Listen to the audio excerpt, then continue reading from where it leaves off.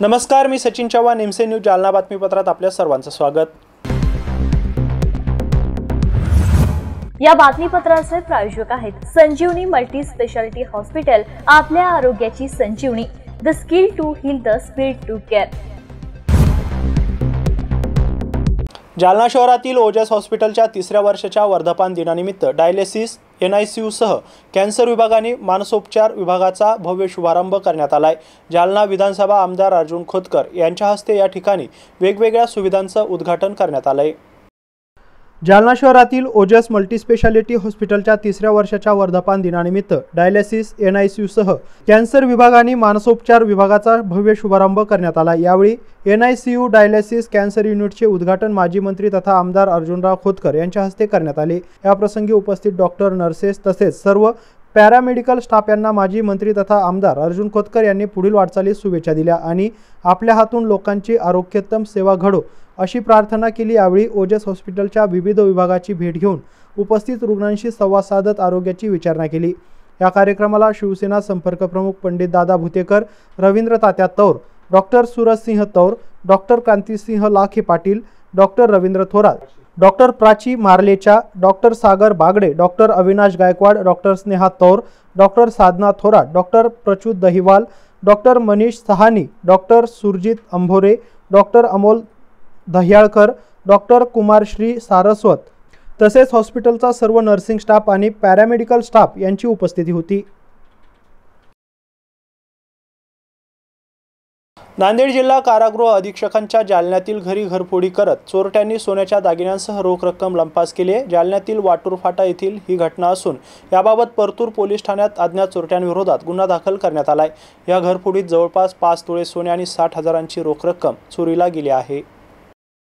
नांदेड जिल्हा कारागृहाचे अधीक्षक संपत आढे यांच्या जालन्यातील वाटूर फाटा येथील घरी घरफोडी झाली आहे।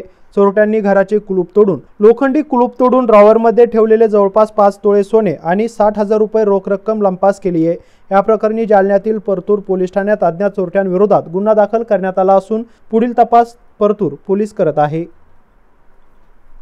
जालन्यातील अंबड तालुक्यातील शहागड येथील तात्पुरता रस्ता पाण्याखाली गेला आहे। शहागड पैठण रस्त्यावर चांदसुरा नदीवरील पुलाचे काम सुरू असून या ठिकाणी हा तात्पुरता रस्ता निर्माण करण्यात आला होता। मागील काही दिवसांपासून अंबड तालुक्यासह जिल्हाभरात मान्सूनपूर्व पाऊस पडतोय, त्यामुळे नागरिकांना अनेक ठिकाणी अडचणींचा सामना करावा लागतोय। जालन्यातील शहागड पैठण रस्त्यावर असणाऱ्या चांदसुरा नदीवरील पुलाचे काम सुरू आहे। बाजूने तयार केलेल्या सिमेंटच्या नळ्या आणि मातीचा भराव टाकून केलेला तात्पुरता रस्ता पाण्याखाली गेला आहे। मंगळवारी झालेल्या मान्सूनपूर्व पावसामुळे हा रस्ता पाण्याखाली गेलाय, त्यामुळे परिसरातील गोरीगंधारी, डोमलगाव, साष्ट पिंपळगाव, बळेगावसह गावखेड्यांचा संपर्क काही काळ शहागडशी तुटला होता। अनेक छोटे मोठे व्यापारी, दूध विक्रेते, मजूर, शेतकरी प्रवाशांना नदीचे पाणी ओसरण्याची वाट पाहावी लागणार आहे। जालना जिल्ह्यामध्ये मागील काही दिवसांपासून मान्सूनपूर्व पाऊस जोरदार पडतोय, यामुळे जिल्ह्यातील छोट्या मोठ्या नद्यांना पूर येत आहे। जुगार अड्ड्यावर सदर बाजार पोलिसांनी छापा मारत 8,18,050 रुपयांचा मुद्देमाल जप्त केला आहे। मंगळवारी रात्री पोलिसांनी ही कारवाई केली आहे। जालना सदर बाजार पोलीस ठाणे हद्दीमध्ये दर्गा हजरत नूरशाह वली मस्जिद येथे जुगार खेळताना सदर बाजार पोलिसांनी छापा मारत 13 जुगाऱ्यांना ताब्यात घेऊन त्यांच्याजवळून 6 दुचाकी, 1 रिक्षा आणि मोबाईल, त्याचबरोबर काही नगदी कॅश असा तब्बल 8,18,050 रुपयांचा मुद्देमाल जप्त केला असून या प्रकरणी 12 जुगाऱ्यांविरोधात सदर बाजार पोलीस ठाण्यात गुन्हा दाखल करण्यात आलाय। या प्रकरणी पुढील तपास सदर बाजार पोलीस करत आहेत। जालना शहरातील धोकादायक इमारत मालकांना जालना शहर महानगरपालिकेतर्फे नोटीस देण्याचे काम सुरू असून आतापर्यंत तब्बल 983 जीर्ण इमारतीच्या मालकांना नोटिसा बजावण्यात आल्या आहे। 2012 पासून 2025 पर्यंत एकूण 983 जीर्ण घरांना किंवा मोडकळीस आलेल्या धोकादायक इमारतींना किंवा त्यांच्या मालकांना महानगरपालिका प्रशासनाच्या वतीने नोटिसा बजावण्यात आल्या आहे। त्यापैकी काही लोकांनी त्या इमारती खाली केल्या असून किंवा निष्कासित केल्या आहेत। जवळपास सध्याच्या घडीला जालना शहरात 800 इमारती आहेत ज्या की मोडकळीस आल्या आहेत, धोकादायक आहेत, त्यांना नोटिसा देण्यात आल्या आहे। या धोकादायक इमारती संदर्भात महानगरपालिका प्रशासनाने काही दैनिक वर्तमानपत्रात या संदर्भात जाहीर आवाहन सुद्धा केले होते।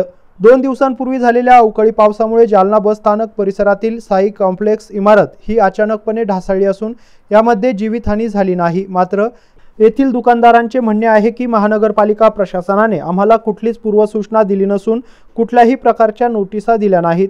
तर या संदर्भात उपायुक्त यांनी प्रतिक्रिया देताना म्हटले की महानगरपालिका प्रशासनाने 2 वर्षांपासून दोनदा या साई कॉम्प्लेक्स इमारतीला खाली करण्याच्या नोटिसा बजावण्यात आल्या असल्याची माहिती उपायुक्त नंदा गायकवाड यांनी दिली आहे। उपायुक्त मॅडम, मला हे सांगा की सध्या पाण्या पावसाचे दिवस चालू आहेत आणि बऱ्याचशा दुर्घटना होत आहेत। या संदर्भात महानगरपालिकेने काही घरांना, पडझड घरांना काही नोटीस वगैरे बजावल्यात का? असे किती घर आहेत की मोडकळीस आलेले आहेत किंवा त्यांना त्याच्यातून बाहेर काढण्याचा काय प्रयत्न केलाय लोकांना?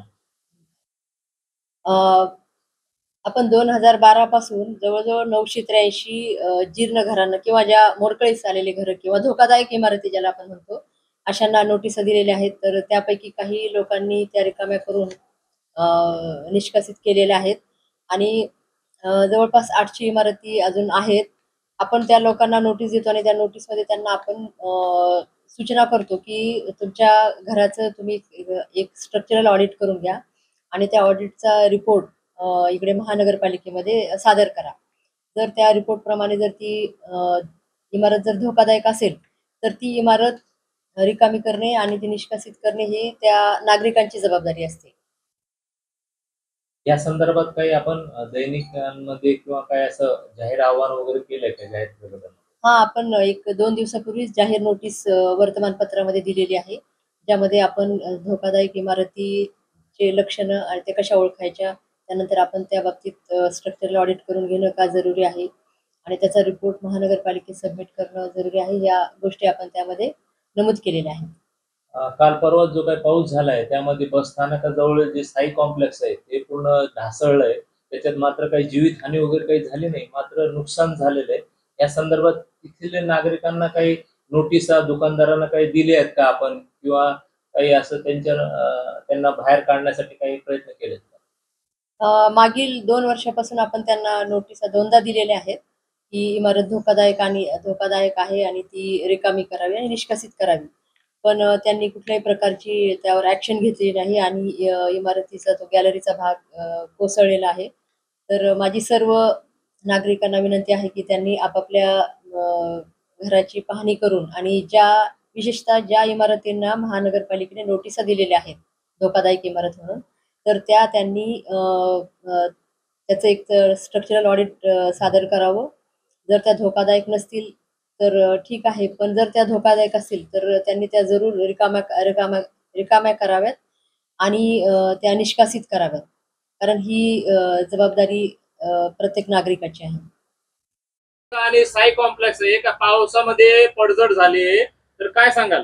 हो, मी संजय भुसारी, आमचं VK केमिकल्स म्हणून शॉप आहे आणि पहिल्याच पावसामध्ये श्री साई कॉम्प्लेक्स बस स्टँडच्या बाजूला सगळी इमारतीची पडझड झाली। इमारत पूर्ण जीर्ण झालेली आहे आणि त्यामुळं आम्ही आता 1-2 दिवसामध्ये हे दुकान पूर्ण मटेरियल खाली करत आहोत। ही धोकादायक इमारत आहे, या संदर्भात महानगरपालिकेने आपल्याला काही नोटीस वगैरे दिल्या होत्या का? तसं काही नोटीस वगैरे नाही दिल्या, काहीच दिलं नाही? नाही। खाली करा किंवा असं काही खाली करा म्हणून आले होते, पण आता एवढ्यात काय आले नाही। म्हणजे इमारत ढासळल्याच्या नंतर आले होते?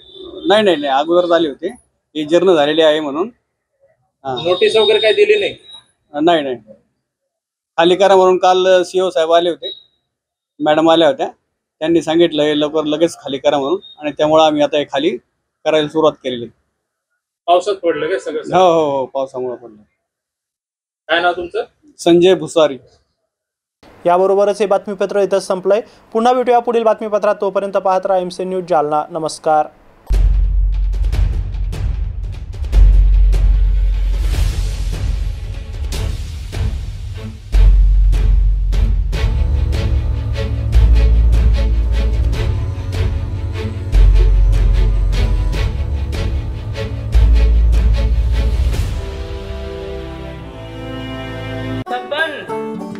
आपको कलेक्टर साहिबा के हाथों से इनामी घर मिल रहा है।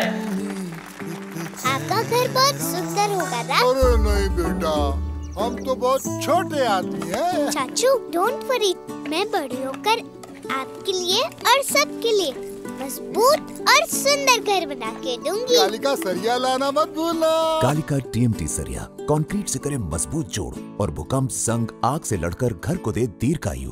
कालिका सरिया मैं भूली नहीं। बेटिया आप करेक्टर। कालिका TMT, फैसला जो मजबूत हो। संजीवनी मल्टी स्पेशालिटी हॉस्पिटल, ऋषी park, Ambad चौफुली, Jalna.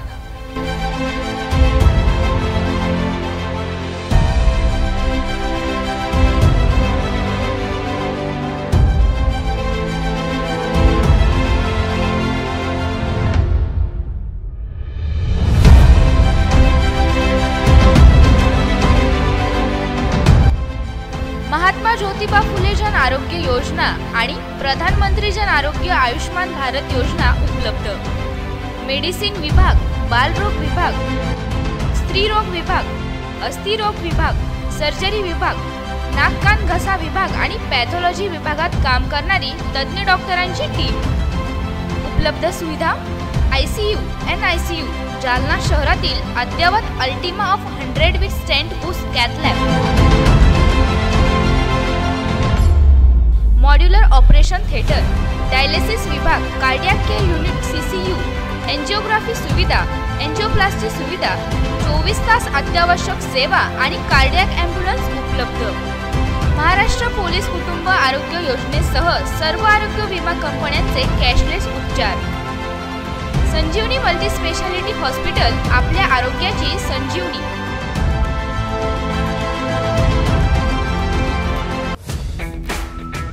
Kothari international dream school, CBSE pattern, शैक्षणिक वर्ष 2025-26 साठी प्रवेश देणे सुरू। शैक्षणिक वर्षासाठी LKG ते 9वी पर्यंत ऍडमिशन सुरू। आमचे वैशिष्ट्य, जालना शहरातील पहिली हायटेक वायफाय कॅम्पस असलेली इंग्लिश शाळा, डिजिटल क्लासरूम आणि iPad सुविधा उपलब्ध, वातानुकूलित क्लासरूम, बस सुविधा देखील उपलब्ध, क्षेत्र भेट आणि गेस्ट लेक्चर, विद्यार्थ्यांचा सर्वांगीण विकास। NCERTच्या धर्तीवर CBSE पॅटर्नची सुविधा उपलब्ध, अनुभवी शिक्षक वृंद, प्रशस्त क्लासरूम आणि प्रशस्त मैदान, रोबोटिक्स आणि कोडिंग यासह अनेक सुविधा विद्यार्थ्यांसाठी उपलब्ध। आपल्या मुलाच्या उज्ज्वल भविष्यासाठी एकदा अवश्य भेट द्या।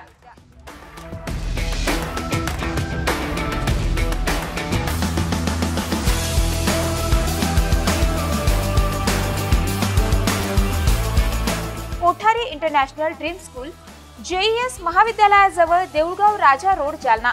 संपर्क 9673236007 किंवा 9067791007।